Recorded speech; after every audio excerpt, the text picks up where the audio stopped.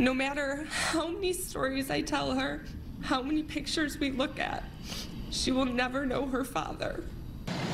Tonight, we're hearing the heartbreak from the families of the victims of the Sweet Tomatoes pizza shop crash. That crash happened back in March 2016 and killed 2 people as they stood waiting for pizza and a car went right through that West Newton shop.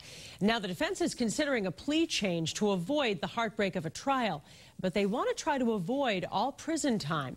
WBZ's Katie Brace picks up the emotional case. She's live in front of the shop tonight. Katie? And Paula, the driver who plowed into Sweet Tomatoes, wants a plea deal and to stay out of jail.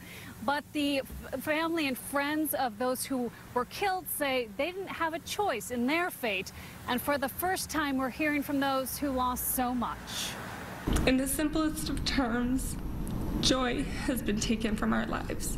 Erica Morin's world crumbled when her husband Greg was killed while picking up pizza at Sweet Tomatoes in Newton. Their daughter was 15 months old. She will never know her father. 18 months ago, Brad Kassler, who has multiple sclerosis, crashed his SUV into the busy restaurant, killing 2 people and injuring 7 others.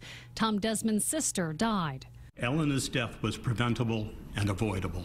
Kassler's attorney says he wants to plead guilty to spare victims' loved ones the heartache of a trial.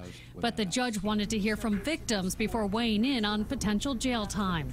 I do not believe that Mr. Kassler's health should be taken into consideration, as Mr. Kassler, knowing his condition, did not take it into consideration when he got in the car. Kassler's lawyer says his illness is a factor in the crash and he cannot survive jail. Several people spoke as character witnesses on his behalf. He said to me, "You know, Rabbi, I wish it was I who died rather than those 2 innocent people." Kassler did not speak outside or in court. Sometimes he teared up.